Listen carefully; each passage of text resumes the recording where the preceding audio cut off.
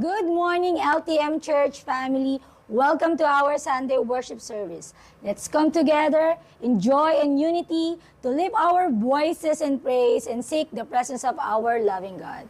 Let's open our hearts to receive His blessing and guidance as we journey together in faith, whether physical or online. Welcome, and may we all have the time to be filled with grace, peace, and spiritual renewal for us all. Expect God's visitation today, and our service will start now.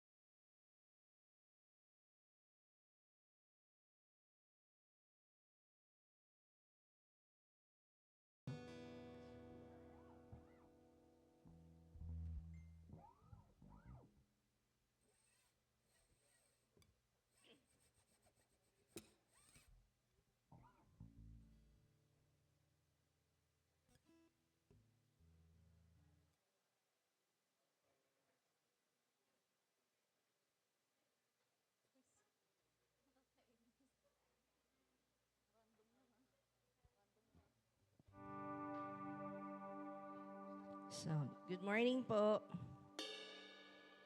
Ay, parang tulog pa po tayo. Parang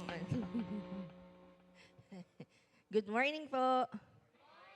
Yan. Tayo po'y tumayo. And ano po, inaya ko po lahat na ilabas po yung cellphone natin.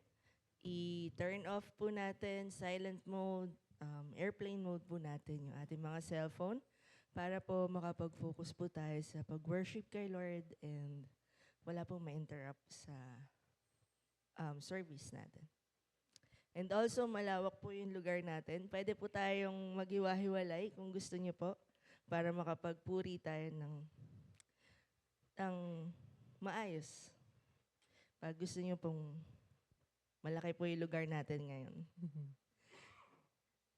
Yan. So, let's pray. Lord, thank you, Lord God, for this wonderful morning, Panginoon, na nandito po muli kami para magpuri at magsamba sa inyo, Lord God. Lord, this morning, Lord God, we also ask for forgiveness, Panginoon, sa lahat ng mga nagawa namin, mga nasabi na hindi kalugod-lugod sa inyo, Lord God. Forgive us, Lord. Lord, hayaan niyo sa umagang ito, Lord God, ikaw ang aming mapapurihan, Panginoon. Lord, this morning, Lord God, tanggapin niyo po ang aming alay na papuri at pagsamba, Lord. Lord, this morning also, Lord God, we want to thank you for everything that you have done to us, Lord God, sa pagsama niyo po sa amin sa buong linggong ito, Lord God. Thank you, Lord God, for the provisions, Lord. Thank you, Lord God, for just being there with us, Lord God, every step of the way, Lord. Thank you, Panginoon. Thank you, Lord God. Lord, this morning, we'll just focus on you, Lord God. We will just worship you. We will just lift you up, Lord God, and glorify your wonderful, wonderful name, Panginoon. Lord, this day is yours, Lord God. This day is yours, Lord. And we welcome you in this place, Lord God. We welcome you, Panginoon. Thank you, Lord God. Thank you.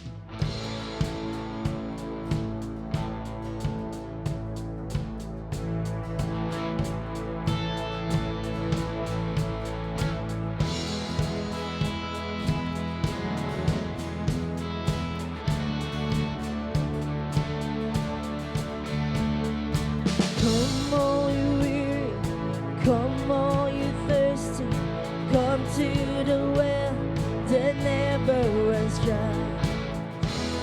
The water, come and thirst no more. Come all you sinners, come all you sinners, Come find His mercy. Come to the table. He will satisfy. Taste of His goodness. Find what you're looking for. For God so loved. For God so loved the world that He gave us His one and only Son to save us. Whoever believes in Him will live forever. Oh, come all you weary, come all you thirsty, come to the well that never runs dry. Drink of the water, come and thirst no more. Oh, come all you sinners, come find His mercy. Come to the table, He will satisfy. Taste of His goodness, find what you're looking for. For God so loved the world that He gave us His one and only Son to save us. Whoever believes in Him will live forever. Oh, for God so loved the world that He gave us His one and only Son to save us. Whoever believes in Him will live forever. Oh, for God so loved the world that He gave us His one and only Son to save us. Whoever believes in Him will live forever. Praise God, from whom all blessings flow. Praise Him, for the wonders of His love. Oh, praise God, from whom all blessings flow. Praise Him, for the wonders of His love. Oh, praise God, from whom all blessings flow. Praise Him, for the wonders of His love. For God so loved the world that He gave us His one and only Son to save us. Whoever believes in Him will live forever. For God,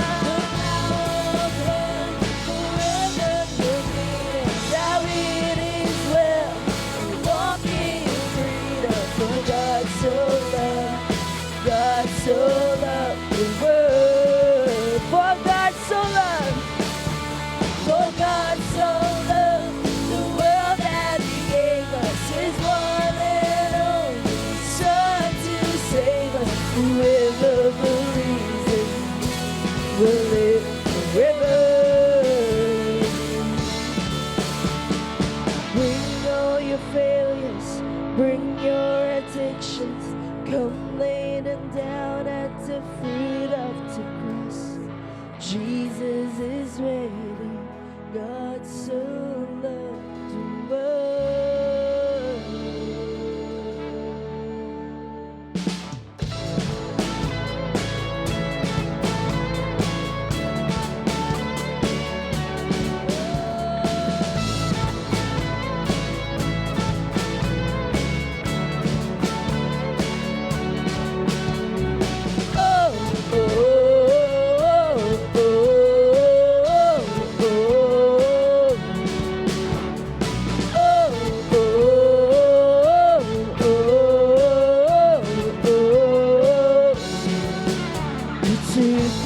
the cross, gave it all for us so that you might know grace.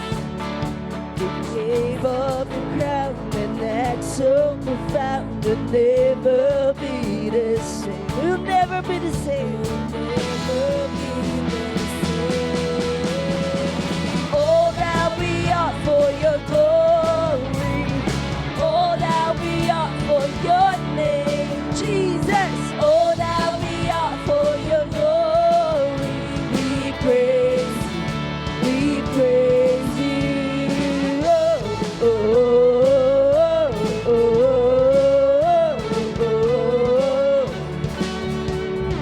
oh, oh, oh, oh. The fight is now over, all has been won. The power of your name, Jesus, made us alive. We'll never be the same.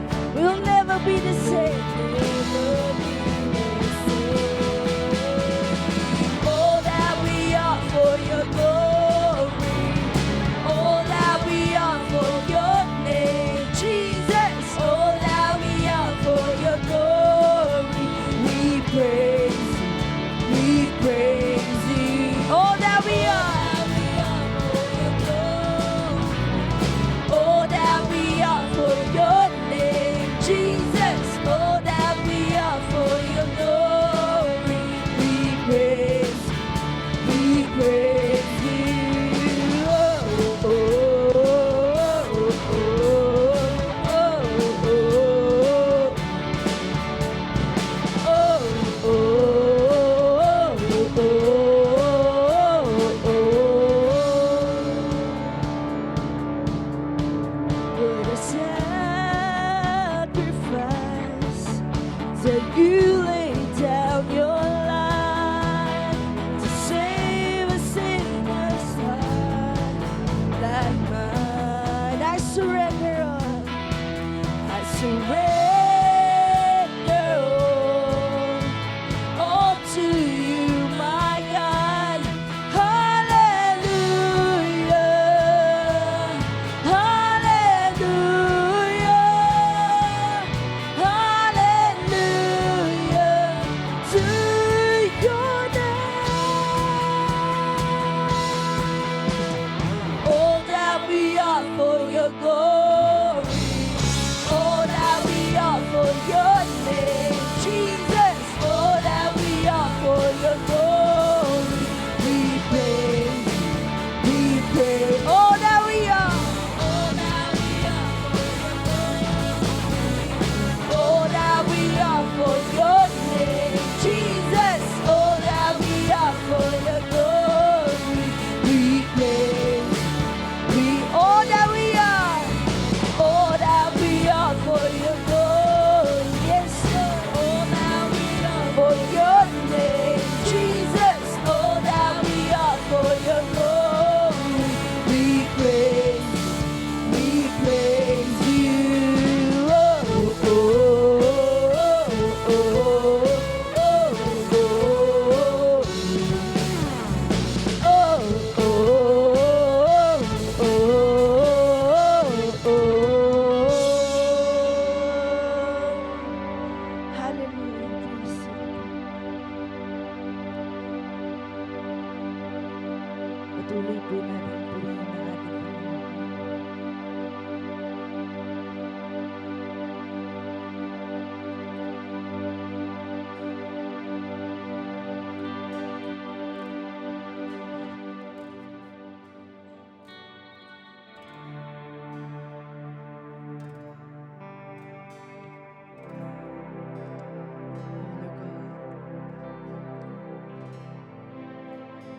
Lord, sa umagang ito, Panginoon, kami iyong kalugdan.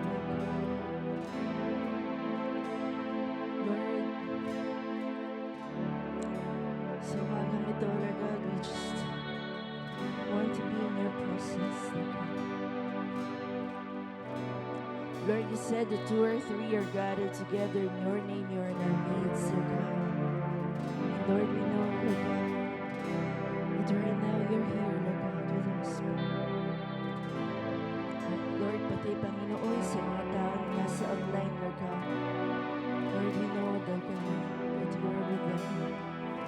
are with us, Lord God, right now.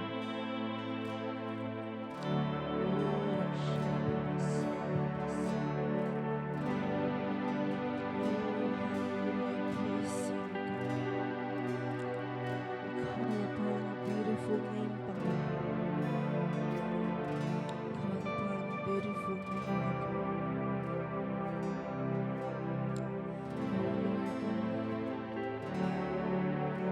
we welcome you in this place, Panginoon.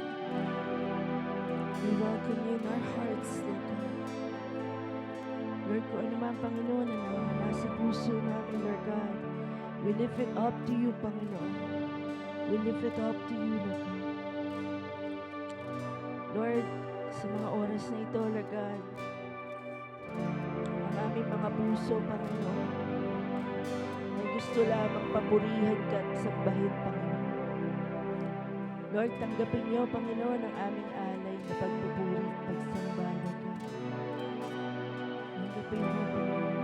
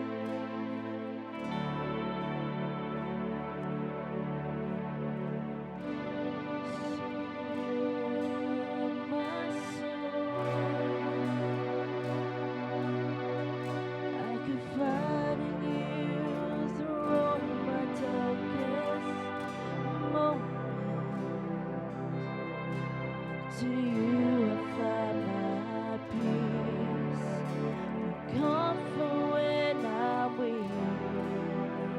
I trust in you through storm and raging seas. Faithful, you're my God. You're the glory and the lifter of my head. Your light it fills my days. It leads me in your ways.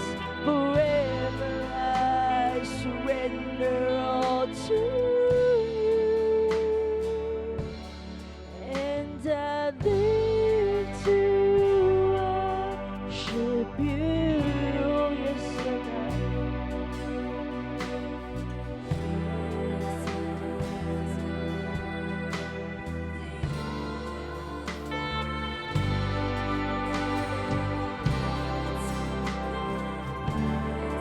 Oh, precious Savior,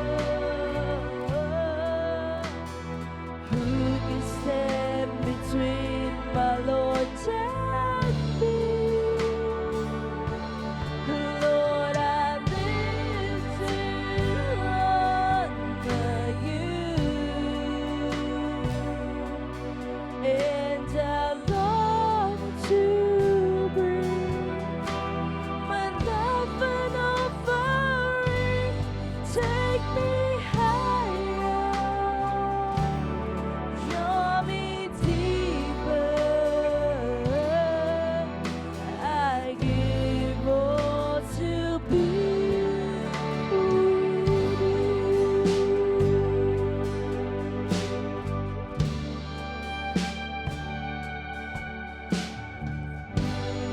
Savior, my soul, come on, church, let's sing. I can find in you through all my darkest moments. To you I find my peace, my comfort when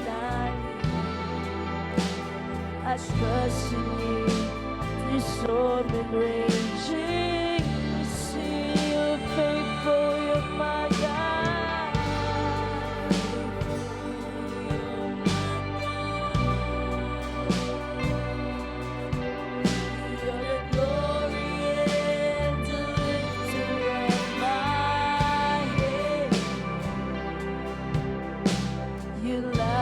face my day. You lead me in your ways. Forever I surrender all to you. And I live to worship you, my Jesus.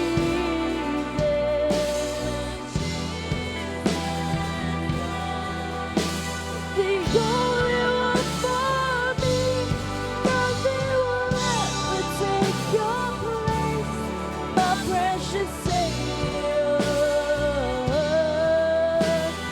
Who can stand between my Lord and me? And I live to honor you. And I long to be my life an offering. Take me higher, draw me deeper. I give all to be with you, and I live to worship you. Worship you, my Jesus. The only one for me, nothing will ever take your place, my precious Savior. Who can stand between my Lord and me? And I live to honor you, and I long to breathe my life an offering. Take me higher, draw me deeper. I give all to be with you. Take me higher, take me higher, draw me deeper. I give all. Oh, take me higher.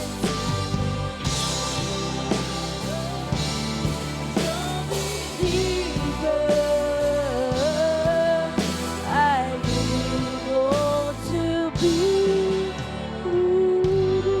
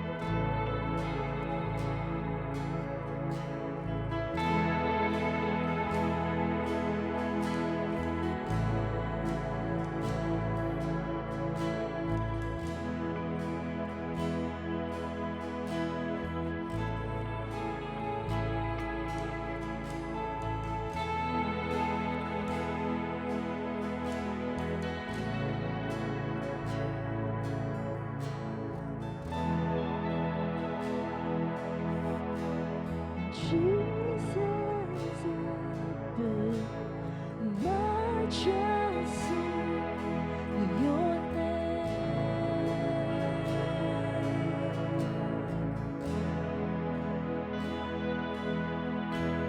I cry out to you. You brought my soul out from the grave.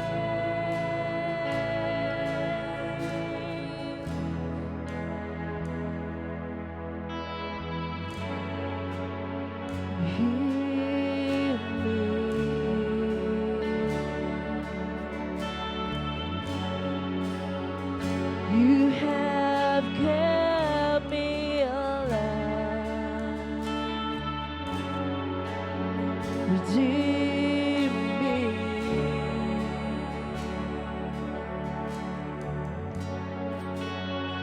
Blessed is your name.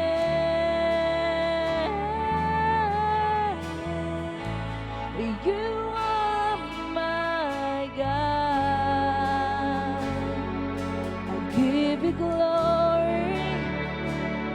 I give you honor, praises and thanks. You are my God. For you are my rock and my shield. You are my God.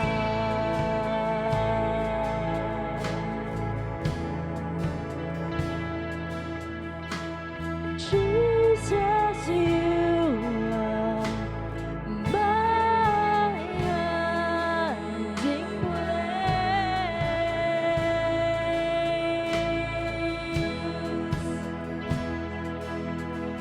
Surround me, oh Lord, with songs of praise. Oh yes, Lord.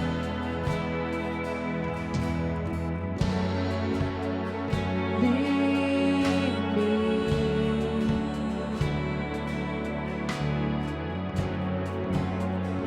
guide me to where I should be. Let me never be ashamed. Oh Lord of all,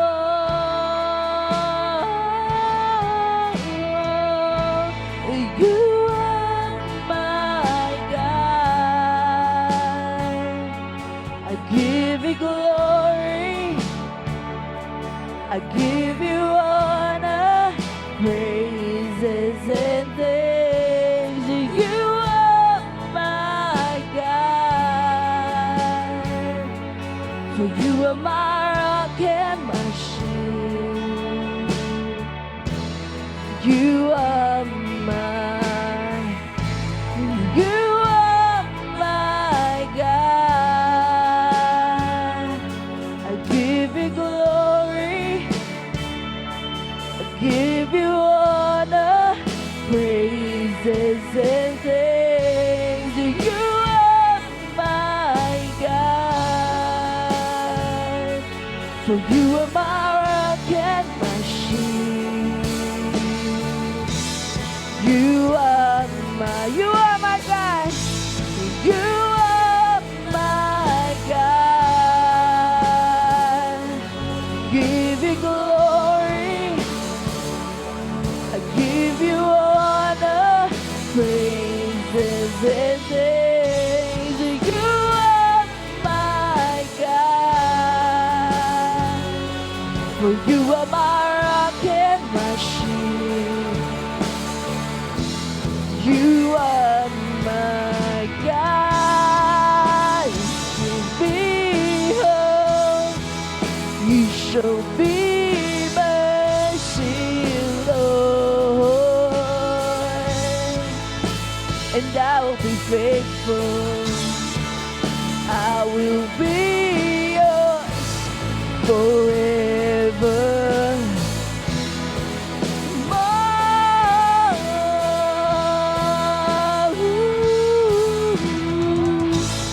You are my God. Oh, I give you glory. I give you honor, praises and thanks. You are my God. For you are my rock and my shield. You are, oh, you are my God. You are my God. Come on, church, let's sing. Give you glory. Give you honor. Praises and thanks. You are my God. For you are my rock and my shield.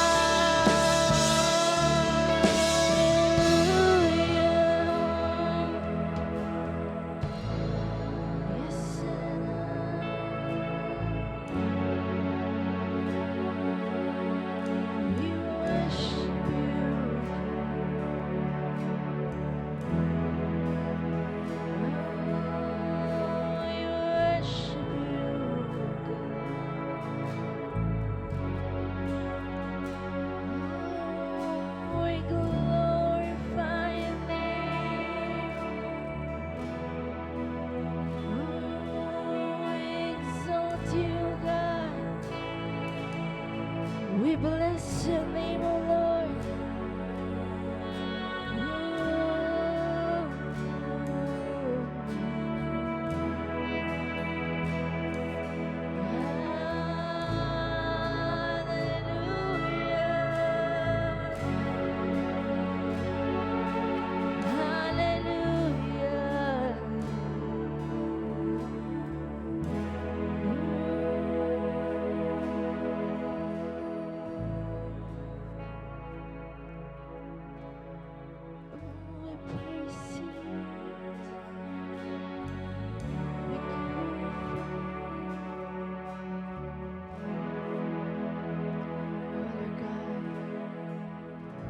Salamat, Panginoon, sa mga oras na ito.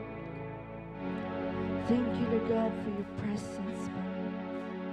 Thank you, Lord God, for touching our hearts this morning, Lord God. Lord, sa umagang ito, Panginoon, Ikaw lamang aming itinatanghal, Panginoon. Ikaw lamang, Lord God, ang aming itinataas, Panginoon. Ikaw lamang, Panginoon. Ikaw lamang, Lord God. Lord, we give you thanks, Lord God. We give you glory, Panginoon. We give you honor, Lord God.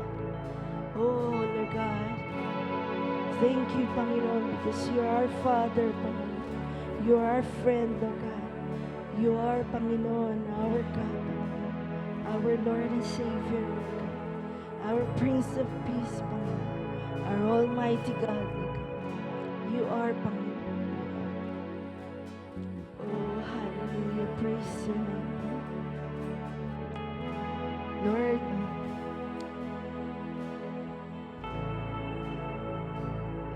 ayaw man namin matapos tong moment na to, Lord God, but Lord, I know, Lord God, that you'll be gonna be with us, Panginoon, sa araw-araw, Panginoon. Sa buong umagang ito, Lord God, you also gonna be with us. And your presence will always be with us, Panginoon. Thank you, Lord God. Thank you, Lord Jesus. Thank you, Lord God. Thank you, Lord Jesus. Oh, Lord God, this is our worship to you, our prayer, Lord. In Jesus' mighty name we pray. Amen. Hallelujah. Glory to you. Glory to your name, Jesus.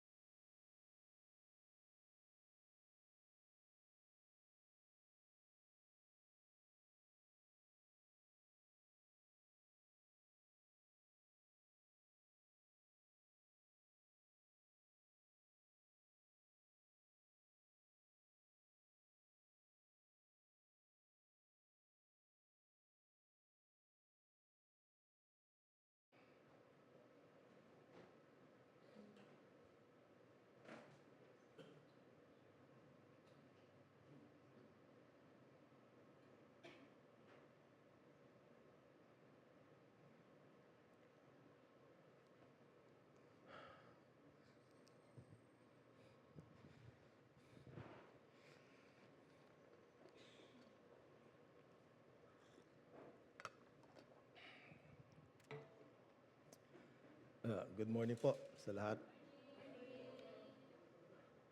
So, bago po natin talakayin ang mensahe ngayong araw,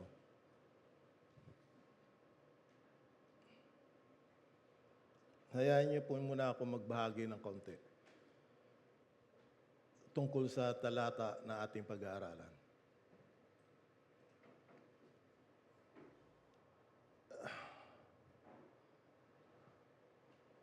The parable of the sower. So many of us have heard this parable preached over and over again. At baka nga kabisado na natin ang ilang bahagi nito.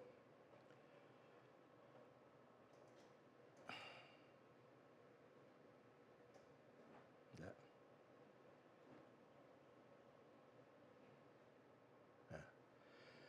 Kaya siguro naiisip natin, bakit kailangan pa natin marinig ito muli?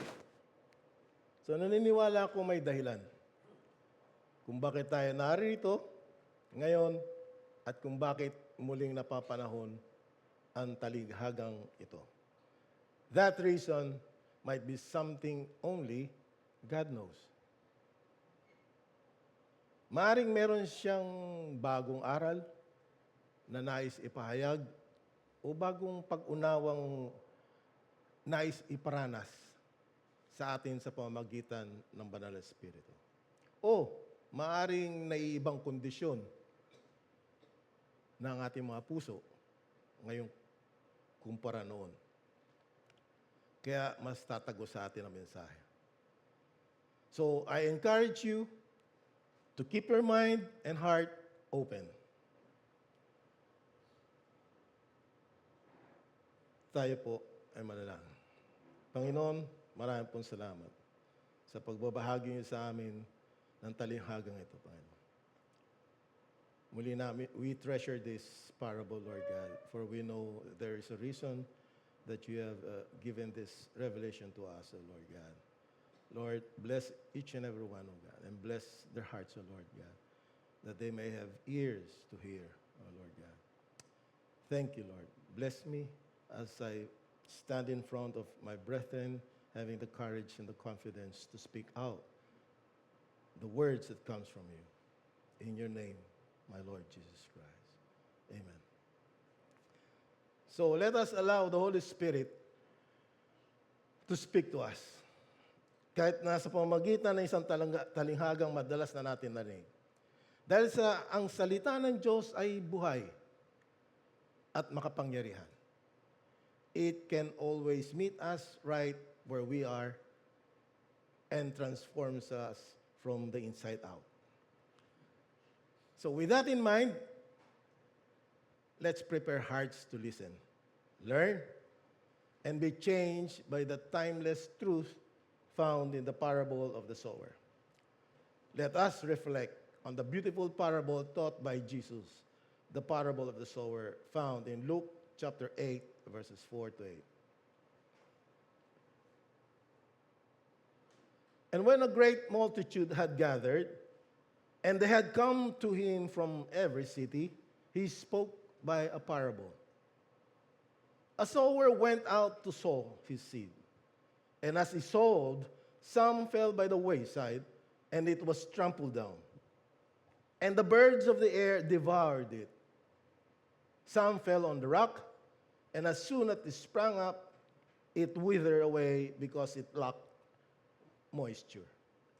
And some fell among thorns, and the thorns sprung up with it and choked it. But the others fell on good ground, sprung up, and yielded a crop 100-fold. When he had said these things, he cried, "He who has ears to hear, let him hear." So sa kwentong niyang ito, ipinapakita ni Jesus kung paano nagkakaiba-iba ang pagtugon ng tao sa salita ng Diyos. Napapanahon ito dahil bawat puso ay nagpapakita kung paano ito tinatanggap ang kanyang katotohanan. Higit pa riyan, nais pakita ni Jesus sa atin ang kapangyarihan ng salita ng Diyos at ang mahalagang papel ng bawat mananampalataya bilang manghahasik, sower. As Isaiah 55 verse 11 says, so is my word that goes out from my mouth. It will not return to me empty, but will accomplish what I desire and achieve the purpose for which I sent it. So let us begin, let this guide our understanding. Tingnan natin kung anong paggunawa ay pagkakalob sa atin. Number 1, the sower. The one who sows the word of God. Like the sower in the east, generally refers to the area where Jesus lived and taught, what we call now Middle East. So the sower from the east scatters seeds in vast open fields without fences. Ang layunin niya ay makapaghasik ng maraming binhi kahit hindi niya to kontrolado kung anong uri ng lupa ang tatanggap nito. Now let us reflect. Pastors, preachers, workers, or anyone who shares the word of God are like the sower. Tungkulin nilang magturo, magbahagi, at maghasik ng binhi ng Ebanghelyo. Gayunpaman, hindi nila hawak kung paano ito tatanggapin ng nakikinig.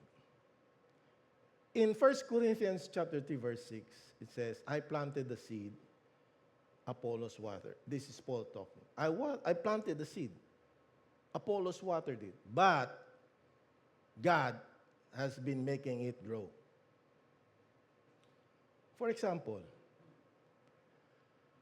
kung nagtuturo ka sa isang kabataan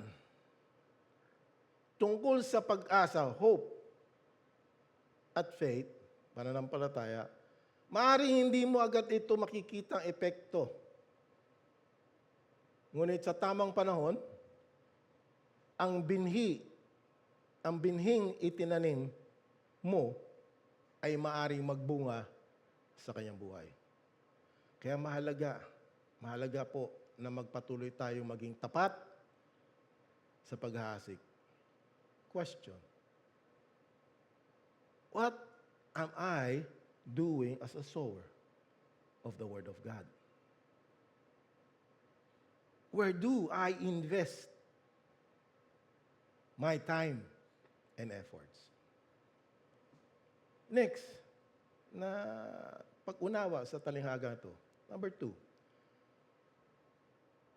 ang 4 na uri ng lupa. Ang 4 na uri ng puso. In this parable, Jesus describes 4 types of soil na sumasagisag sa kalagayan ng ating puso. The first one is the wayside.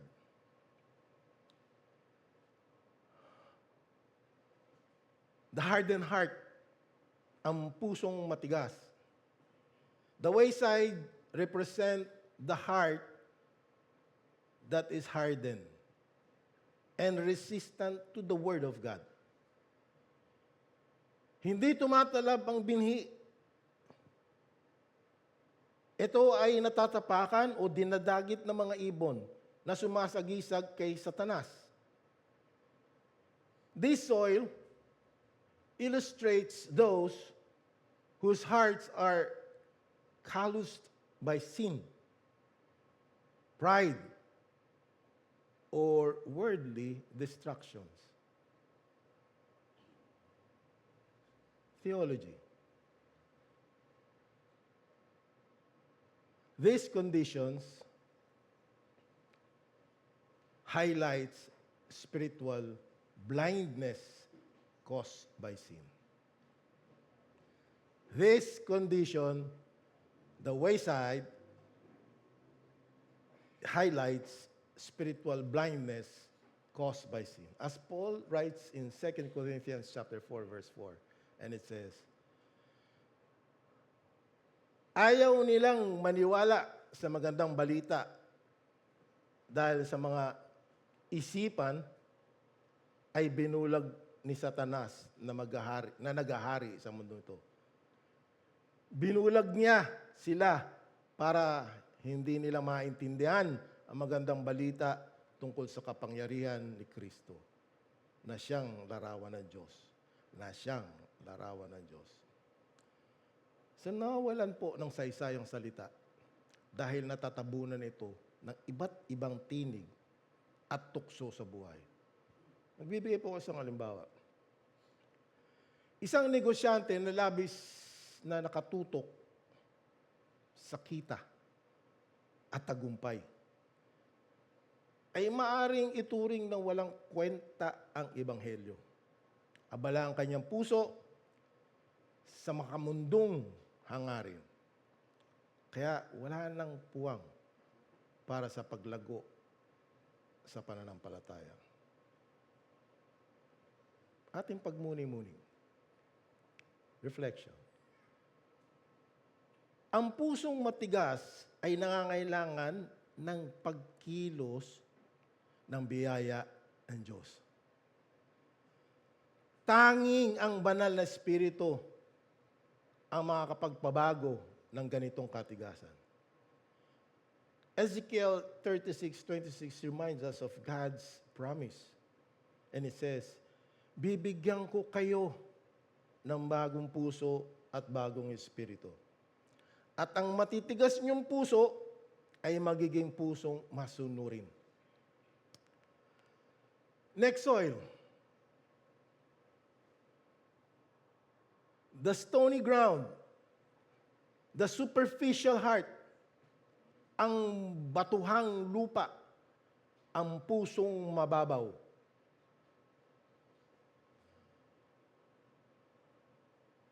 Okay?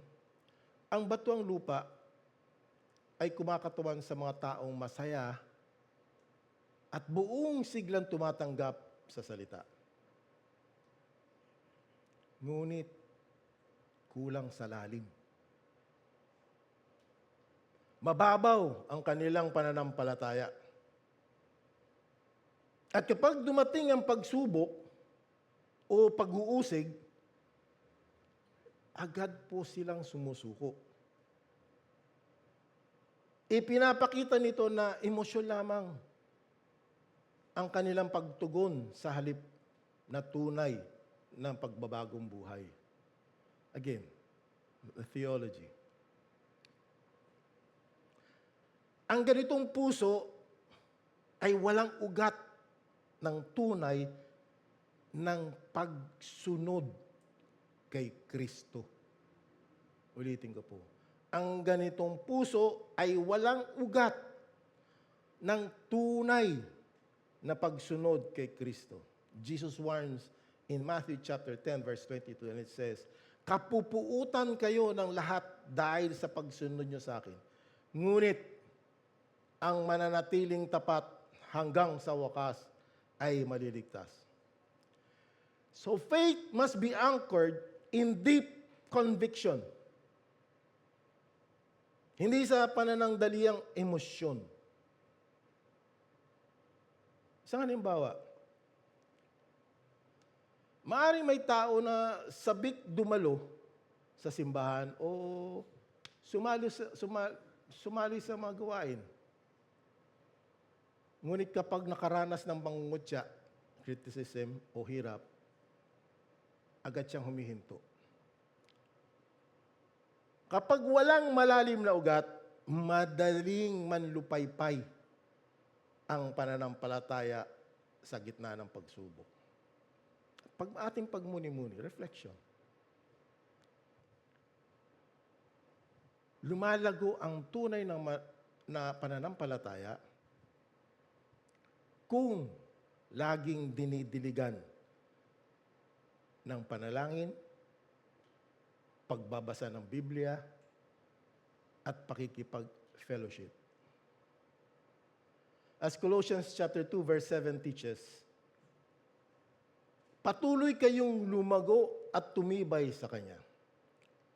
Magpakatatag kayo sa pananampalatayang itinuro sa inyo. At maging magpasalamat din kayo. Huwag niyo po natin kakalimutan magpasalamat. Trials should drive us closer to Christ. Trials should drive us closer to Christ, not away from Him.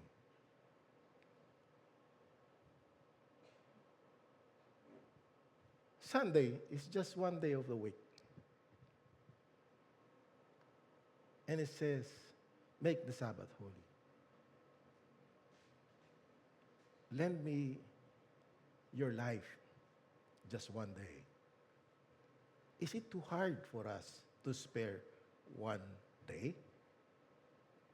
Alam niyo, pag nagkasakit tayo, we have all the time sa hospital.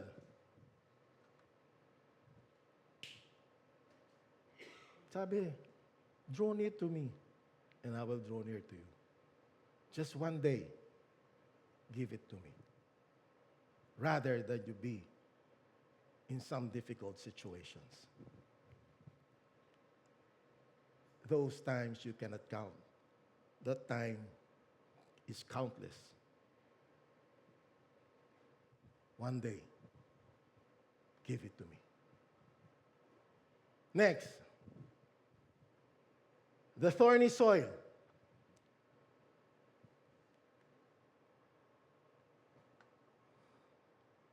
The distracted heart. Ang mabatong lupa na may mga damo.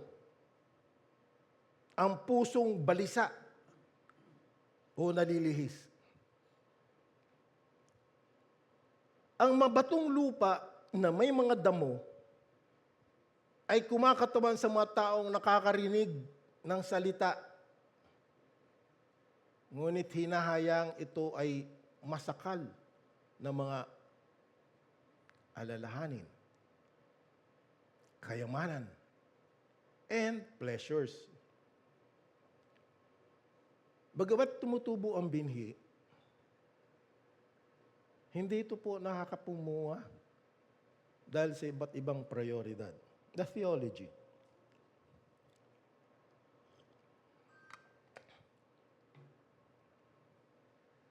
These hearts represents divided loyalty. This heart represents divided loyalty. As Jesus said in Matthew chapter 6 verse 24, walang taong makapaglingkod ng sabay sa dalawang amo, sapagkat kapupuutan niya ang isa at iibigin ang ikalawa. O kaya't magiging tapat siya sa isa at hahamakin ang ikalawa. Ganun din naman. Hindi kayo makakapaglingkod ng sabay sa Diyos at sa kayamanan. Ang mga tinik ay sumasagisag sa anumang inuuna kaysa sa Diyos. Ang mga tinik ay sumasagisag sa anumang inuuna kaysa sa Diyos. Yun po'y isang uri ng pagsamba sa Diyos-Diyosan. Bibigay po ko ng example. A young professional may attend church regularly but comes consumed by career ambitions, social status, or material success. Dahil dito, hindi na umuusad ang kanyang paglago sa pananampalataya. Ating pagmuni-munihan, reflection. Spiritual fruitfulness requires, malipit po natin ito mapanggan, requires, ako malimit ko ito i-preach, surrendering. Spiritual fruitfulness requires surrendering worldly attachments. Hebrews chapter 12 verse 1 exhorts us to, sige, basahin natin ang buo. Napapaligiran tayo ng maraming tao na nagpapatotoo tungkol sa pananampalataya nila sa Diyos. Kaya, talikuran na natin ang kasalanang pumipigil sa atin at alisin ang anumang hadlang sa pagtakbo natin. buong tiyagad tayo magpatuloy sa takbuhing itinakda ng Diyos para sa atin. So meron tayong takbuhin. May itinakda ang Diyos para sa atin. Gusto niyo ba tumakbo na may mga obstacle sa ano nyo? Gusto niyo ba tumakbo ng may dadaanan kayong mga putik, mga ano? Di ba? Yun? Okay lang. Kung talagang matunay na pananampalataya nyo, walang sasagabal sa inyo. And the last soil, the good soil, the receptive heart, ang mabuting lupa, ang bukas na puso. Ang mabuting lupa ay kumakatawan sa pusong buong buo na tumatanggap sa salita ng Diyos. Hinahayaan itong mag-ugat ng malalim at mamunga. Ito ay nagpapakita ng tunay ng pagiging alagad. Isang buhay na binago sa pagsunod sa kanyang salita. Ang pag-aaral ng salita. Theology. Fruitfulness is the hallmark of genuine faith.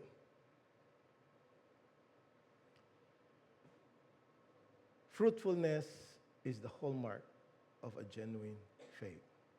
Jesus states in John chapter 15 verse 8, and it says, napaparangalan, okay? Sabi, napaparangalan natin ang aking Ama kung namumunga kayo ng sagana. At sa ganitong paraan ay naipapakita ninyo ng mga taga-sunod ko kayo. Linaw po, di ba? Ipinapakita ng mabuting lupa ang pusong inihanda ng pagsisisi at pinatatag ng Banal na Espiritu. Isang halimbawa po, ang isang nagpapakumbabang mananampalataya na inuuna ang panalangin, pagbabasa ng Biblia, at paglilingkod ay ang halimbawa ng mabuting lupa. Their life bears the fruit of love, joy, peace, and righteousness, impacting others for Christ. Pagmuni-munihan natin, the reflections. Pinapaalalahanan tayo ng mabuting lupa na ang paglago sa espiritual ay isang proseso. Philippians chapter 1 verse 6 assures us, sabi doon, natitiyak kong ipagpapatuloy ng Diyos ang mabuting gawain na sinimulan niya sa inyo hanggang sa araw ng pagbalik ni Kristo Jesus. And this is the third na pagpapaliwag, understanding of what this parable is. The third one. The sower's mission is to be faithful sowing. So, the sower's missions, faithful sowing. The sower does not choose yung mga naghahasik, does not choose the soil where the seed will fall. So, Matapat siyang naghahasik saan man.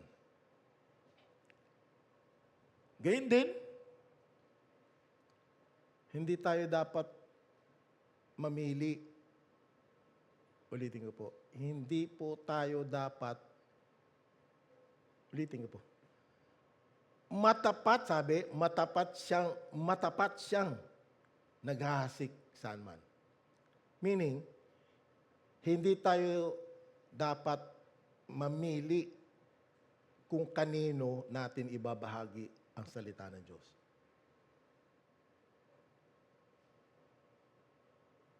Ibahagi natin ang ebanghelyo sa lahat. Kahit sa mga tila, hindi magiging interesado. Ating pag-aral, the theology. Ang tapat na paghahasik, again, ang tapat na paghahasik ay sumasa ilalim sa puso. Hirap pala, may mas spotlight.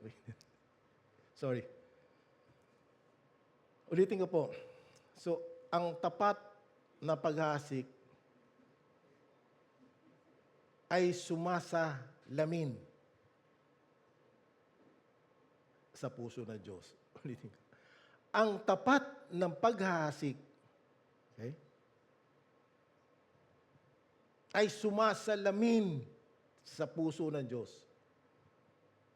na nagnanais na marinig ng lahat ang kanyang salita. Ulitin ko po. Faithful sowing reflects the heart of God, who desires all to hear the word. 2 Peter chapter 3 verse 9 reminds us, hindi nagpapabaya ang Panginoon sa pagtupad sa pangako niya, gaya ng inaakala ng ilan.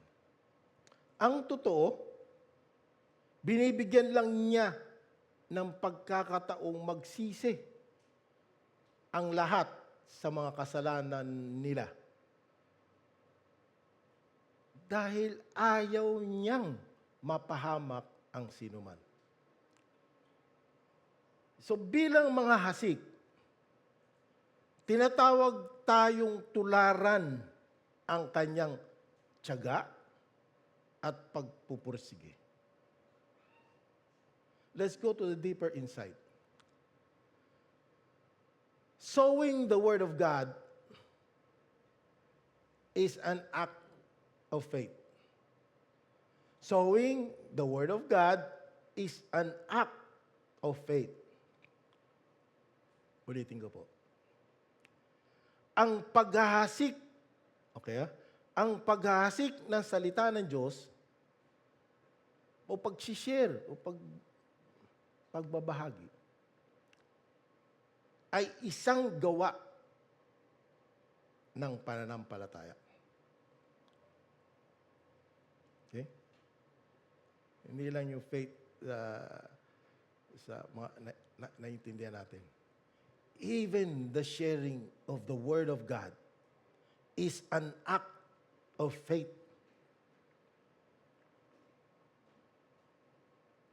Hindi agad nakikita ang resulta. Ngunit nagtitiwala tayo sa kapangyarihan ng Diyos na magpatubo ng binhi. Isaiah chapter 55 verses 10 to 11 likens this to the to the rain and snow that do not return to heaven without watering the earth, ensuring that His word, ensuring that His word accomplishes His purpose. And this is the practical example. Isipin mong ibinabahagi mo ang ebanghelyo sa isang kapamilya na tila walang pakialam o tumatanggi pa nga. Maaring panghinaan ka ng loob kapag wala kang nakikitang pagbabago. Pero pagkatandaan po natin, tandaan po natin, ang paghahasik mismo ay pagsunod sa Diyos.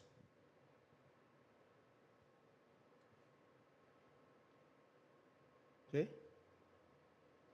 Makalipas ang ilang taon, maaring sumibol ang binhi na itinanim mo kapag dumating ang isang pangyayari na babago sa kanilang buhay.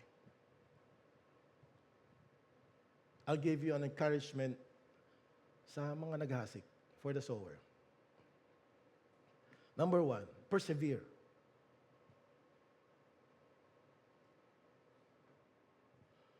In Galatians chapter 6 verse 9 says, kaya huwag tayong magsasawa sa paggawa ng mabuti. Dahil sa tamang panahon, matatanggap natin ang ating gantimpala kung hindi tayo susuko. The second encouragement for the sower. Pray for the soil. Our responsibility is to sow. Maghasik. Mag-share. But we must also pray for God to prepare hearts. In 1 Corinthians chapter 3 verse 7 declares, hindi ang nagtanim at ang nagdilig ang mahalaga.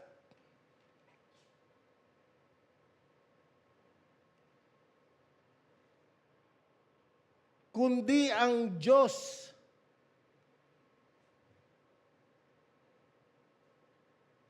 na siya nagpapatubo nito. Don't take credits from even sharing the one nakita nyo. Dahil sa akin pag-share, nagbago siya, kita mo. Be careful. You might not be walking the life that as a Christian. Don't take credit. Sabi, ang Diyos, it's only God ang nagpapatubo nito. Maghasik lang tayo. Hindi natin kaya magpatubo. Only God. Huwag natin pagmalaki. Ay, dahil sa'yo, grabe, nagbago yung tao yun. You have received your reward. Wag po tayo magmataas, magyabang. Sabi, ang Diyos na siyang nagpapatubo nito.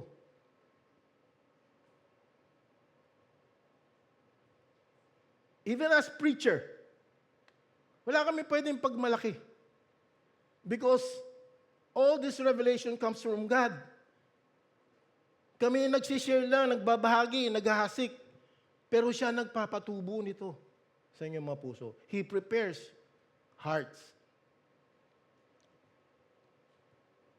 The next encouragement.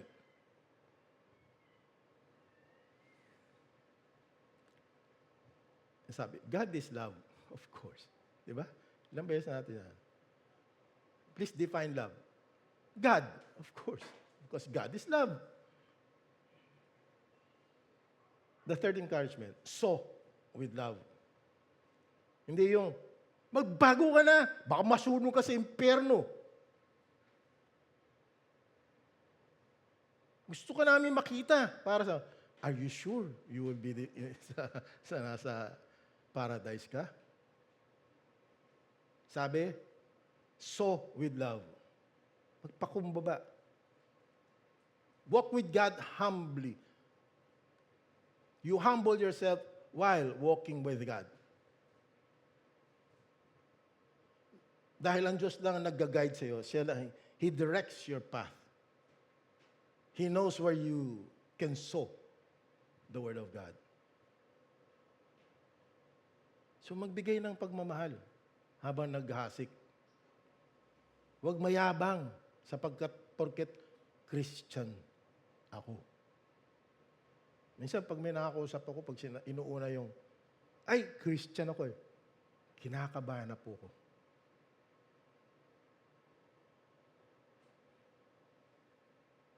Titignan ko nga kung Christian to.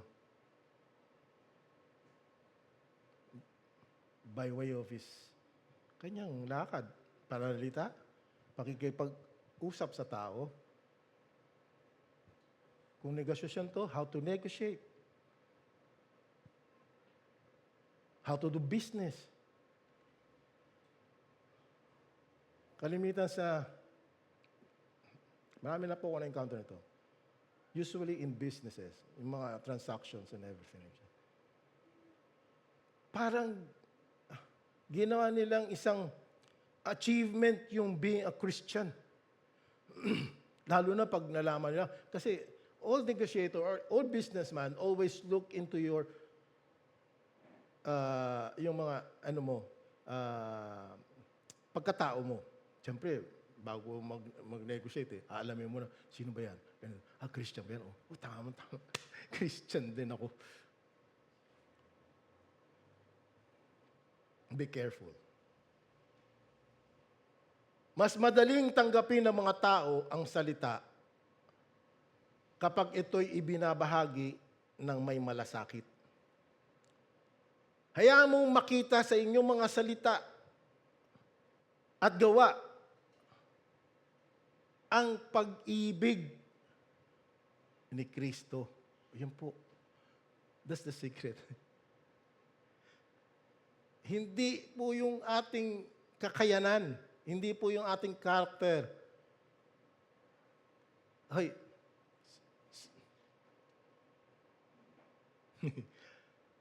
manager yan.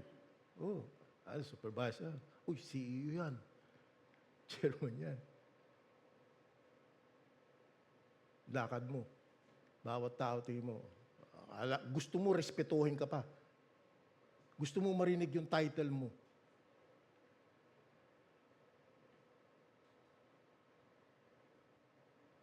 Kailangan makita sa salita at gawa ang pag-ibig ni Kristo. Nagyabang ba si Kristo nung panahon dito? Hindi, di ba?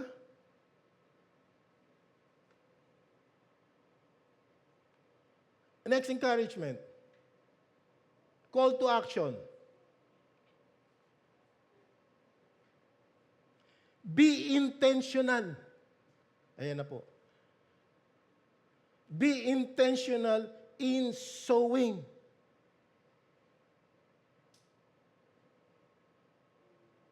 Hanapin ang mga pagkakataong ibahagi ang ebanghelyo sa pag-uusap,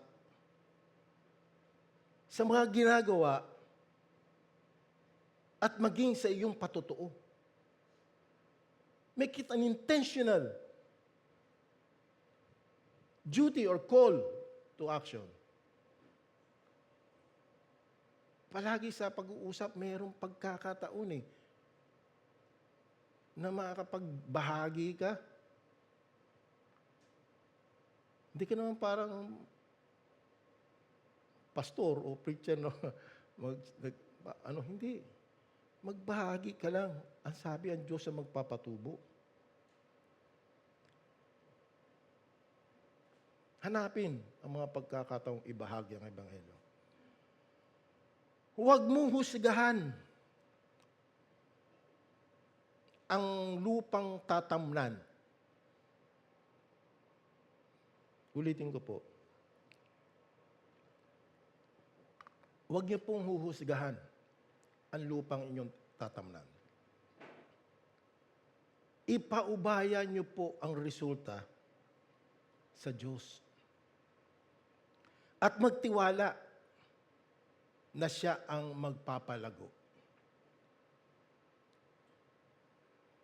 Faithful sowers trust the process, knowing that God holds the harvest in His hands. Ulitin ko po. Ang mga tapat na namaghasik, na manghasik, ay nagtitiwala sa proseso. Nahawak ng Diyos ang ani.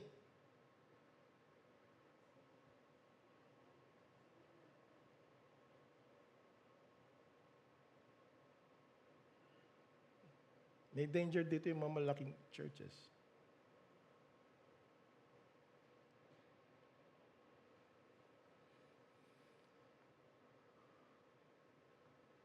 Ang Diyos lang po may hawak ng ani. Kung dumadami kaya tayo, o dumadami sila, o ano, don't take credit.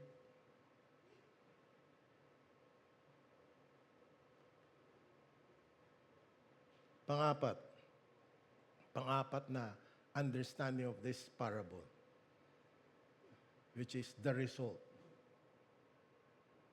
Eternal harvest. Ang bunga. Walang hanggang ani.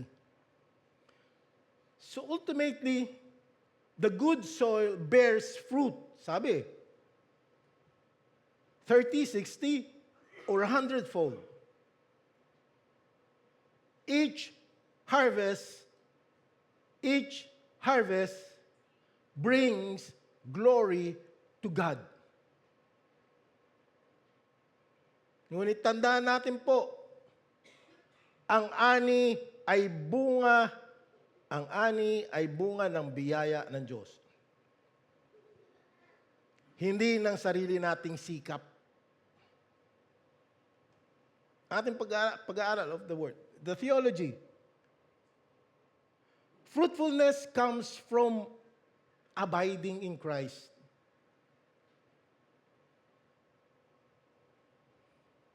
As John chapter 15 verse 5 says,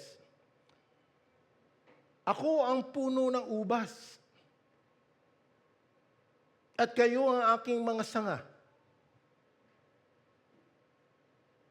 Ang taong nananatili sa akin, at ako rin sa kanya, ano sabi?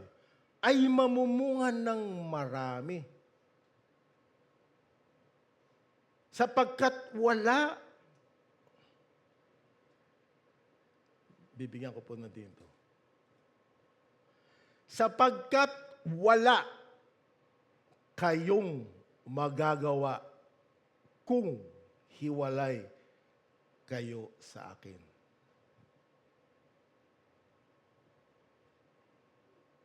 You cannot do anything apart from God.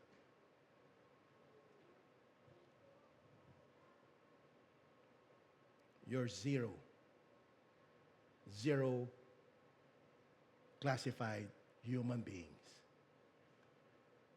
without God.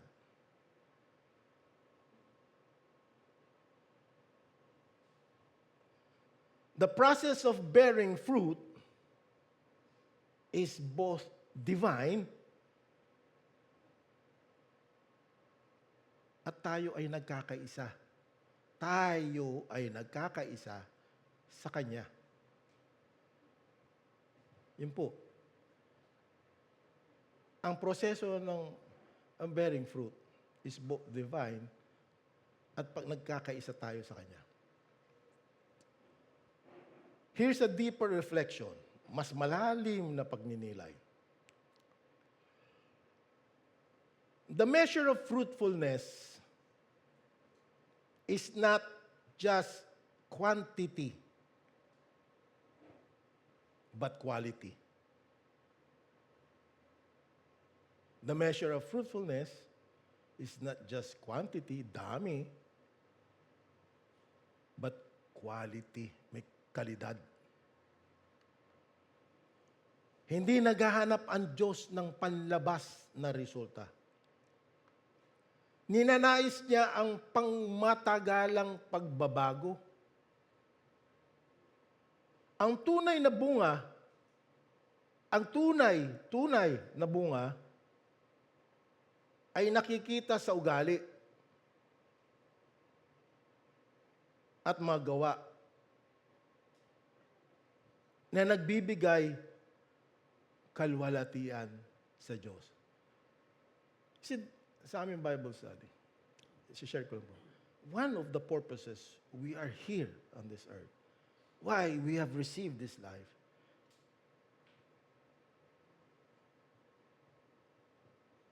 is to glorify God.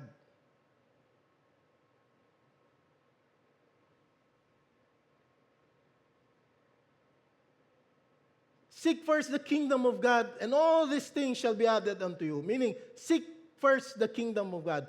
Seek by glorifying God. Hindi yung seek the kingdom of God. Asan ba yung kingdom of God? Hindi. You have to glorify God to receive all.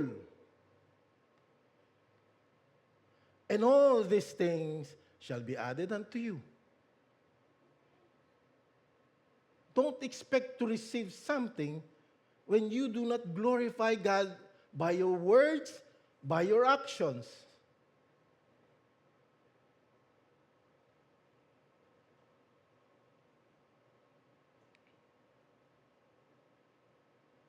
Seeking the kingdom of God is to glorify God. There's nothing more else.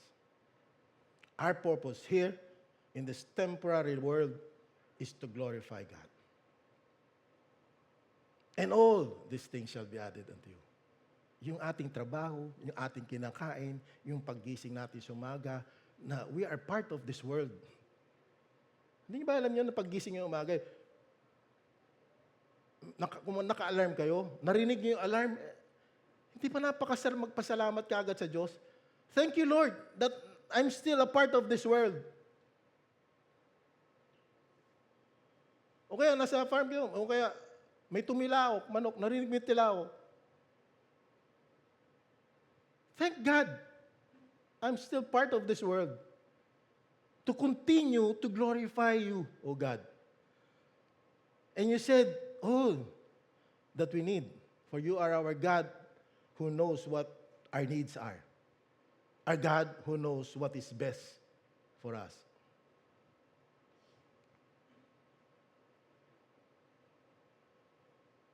Galatians chapter 5 verse 22-23 says, ngunit ito ang bungang makikita sa mga taong namumuhay sa kapangyarihan ng banal na Espiritu. Fruit of the Spirit. Pag-ibig, kagalakan, kapayapaan, pagtitiis, kabutihan, kagandahang loob, katapatan. Ayaw niyo po ba na magkaroon yan? Gusto niyo bang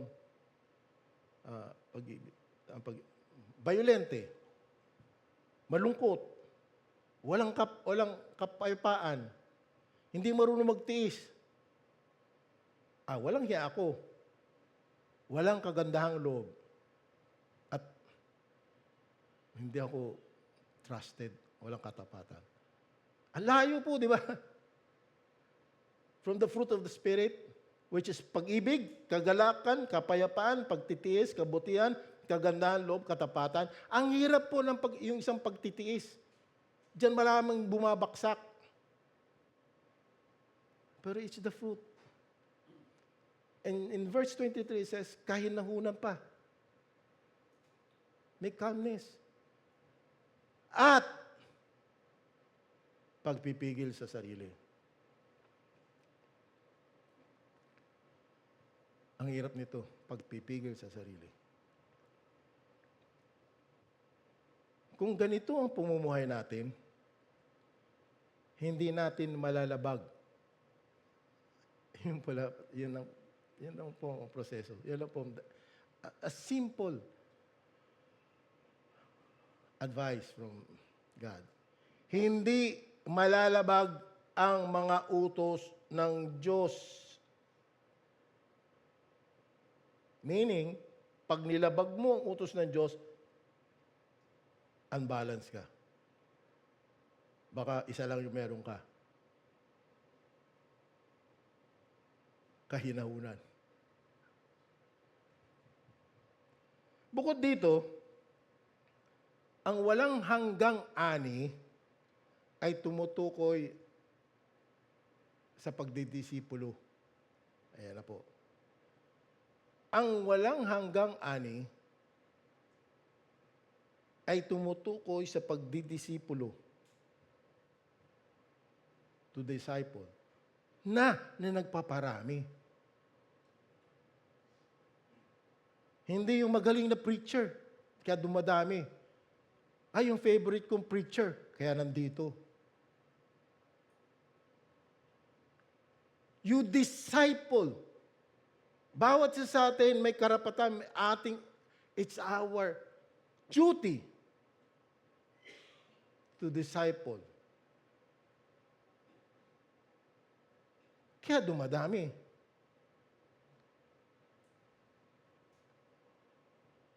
Ang isang mabungang mananampalataya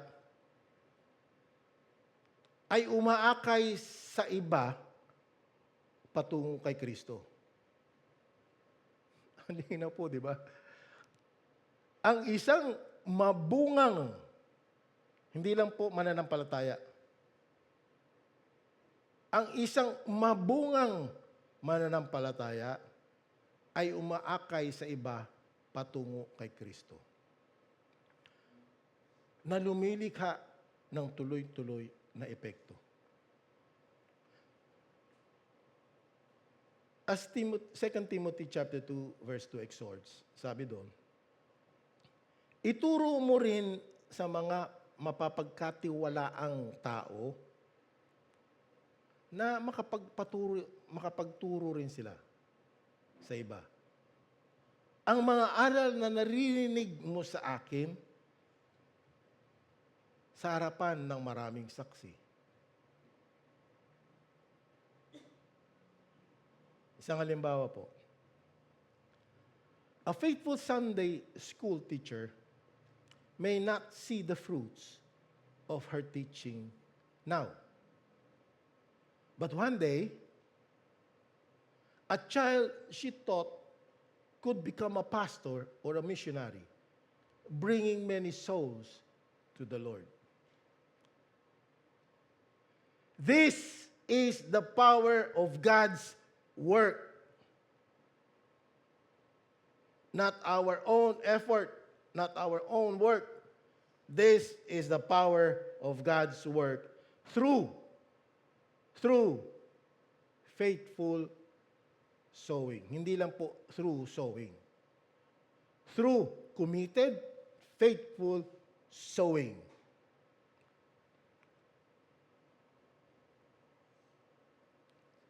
God's harvest is eternal. In Revelation chapter 14, verse 15, speaks of the ultimate gathering. Pakinggan niyo po.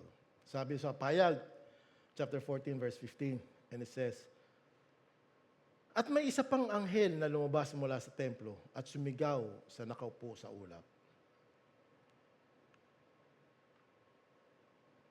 Gamitin mo na ang karit mo dahil panahon na ito ng pag-aani, hinog na ang aanihin sa lupa.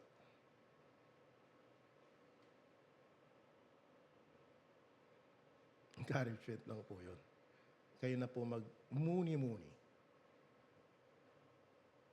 Gamitin mo na ang karit mo dahil panahon na ito ng pag-ani.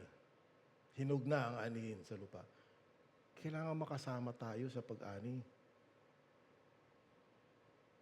Isang beses na mag-uutos dito, yung isang anghel na lumabas sa templo na sumigaw sa nakaupo sa ulo.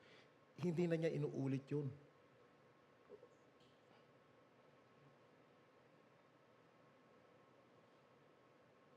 Let us all glorify God habang may panahon pa. Habang binibigyan pa tayo ng panahon.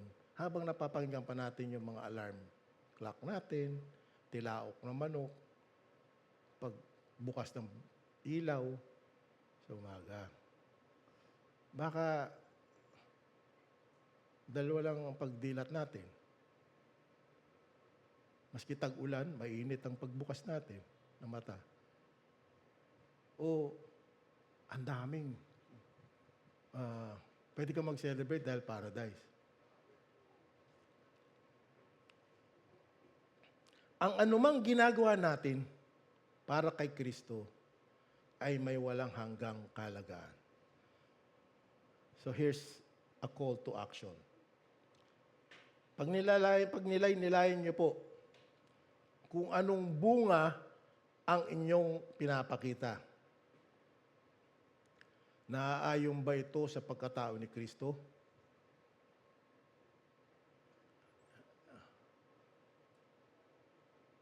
Inaakay mo ba ang iba na makilala siya? So reflect on the fruit you are bearing. If not, ask God to cultivate your heart further. Tandaan po natin, hindi tungkol sa pagiging perpekto ang ani, kundi tungkol sa pagsuko sa layunin ng Diyos. So this parable is not just for unbelievers, but also for us. Let us ask ourselves daily. Dilagay ko na dyan para tumatak po sa atin. 1. What type of soil is my heart today? So take time to reflect honestly. Matigas ba ang puso ko dahil sa pagmamataas? Naabala ba ng makakamundong alalahanin? O mababaw ba ang pananampalataya ko? Take time to reflect honestly. Kung kinakausap ka ng banal na espiritu, huwag mo itong baliwalain. Ipanalangin mo na ang Diyos ang maganda ng puso mo na alisin ang mga bato ng kasalanan at mga tinik na mga alalahanin sa buhay. Remember in Ezekiel chapter 36 verse 26, it says, I will give you a new heart and put a new spirit in you. Yung pangalawa,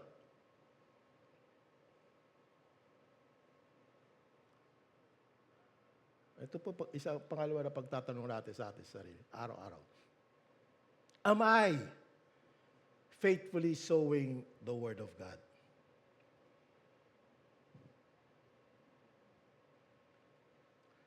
Am I faithfully sowing the Word of God?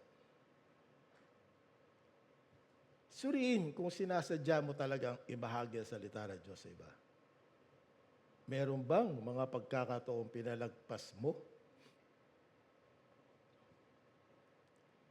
Ipanalangin na bigyan ka ng Diyos ng tapang at karunungan upang maghasik sa bawat pagkakataon. Na may pagtitiwala na siya ang magpapatubo. Ask yourself, am I leading my family, friends, and community closer to Christ? Pag-isipan ang mga praktikal na paraan upang maibahagi ang Ebanghelyo sa inyong pang-araw-araw na pakikisalamuha. Pangatlong tanong sa ating araw-araw. Am I allowing God to transform my heart?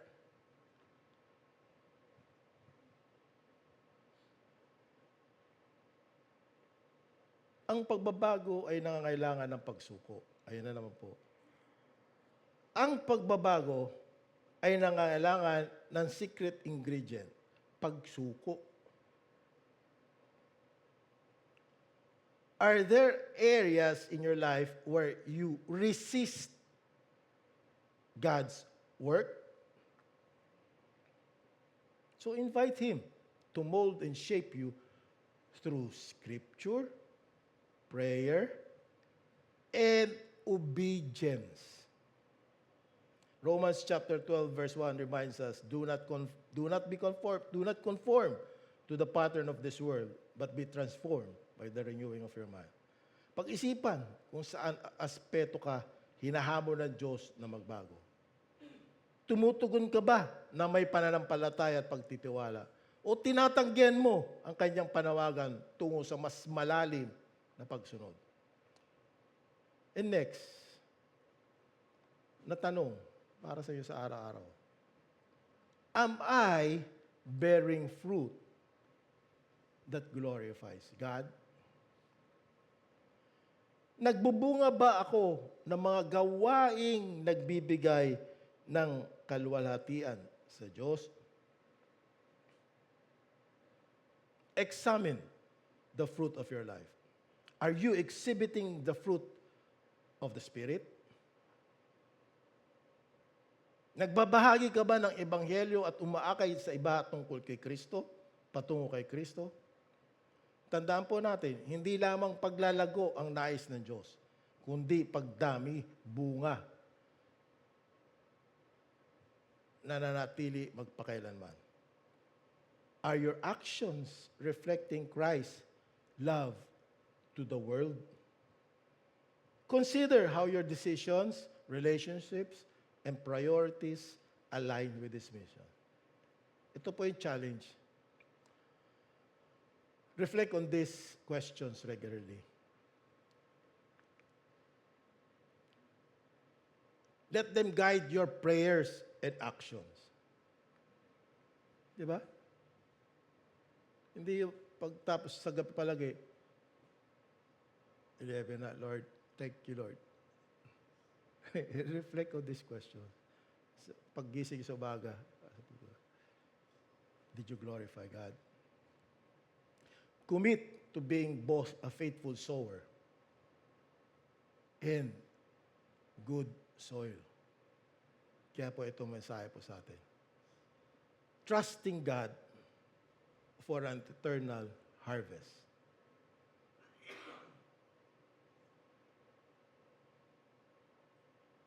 Okay po? Tayo po manalangin. Thank you, Lord. Thank you for your word that teaches us through the parable of the sower. Help us to become a good soil, ready to receive your truth and to bear abundant fruit for your glory. Continue to work in our hearts and give us the strength and wisdom to faithfully share the gospel with our families, friends, and communities. By the power of your Holy Spirit, may we live in holiness and love and see the eternal harvest you have promised. In Jesus' name, we pray. Amen. God bless.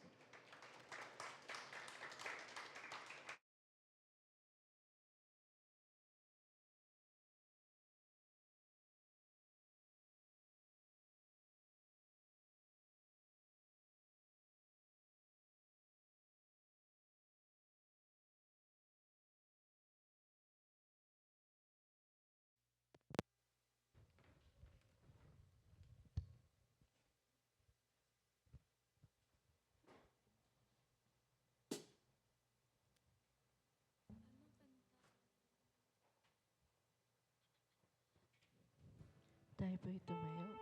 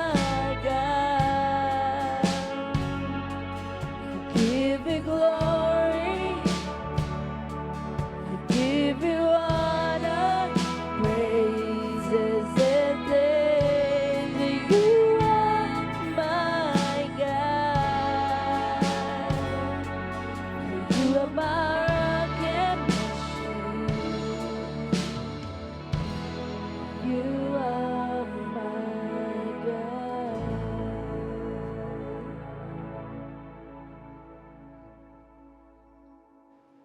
Lord God, thank you for this wonderful day. Thank you for this message that we have received, Lord God. Bless us, oh Lord God, that we may continue to be good soil. As we end this praise and worship to you, oh God, we continue our life outside, Lord God, to be good soil for your purpose, Lord God, to glorify you, Lord God. Thank you, Lord God, for your goodness, for your love, your peace, your joy, your righteousness, mercy, grace, healing, provision, protection, guidance, your wisdom. Thank you for your blessings and your promise. That one of your promises we hold on to you is that you said you will never leave us or forsake us. That you will never allow us to be put to shame. That you will never allow us to be hurt, harmed, humiliated, to have sickness and disease, to lack, and to experience poverty, and most especially to go hungry. May the blessing of God be upon us and to continue to be good soul for His purpose. In Jesus' name, thank you. In Jesus' name, amen.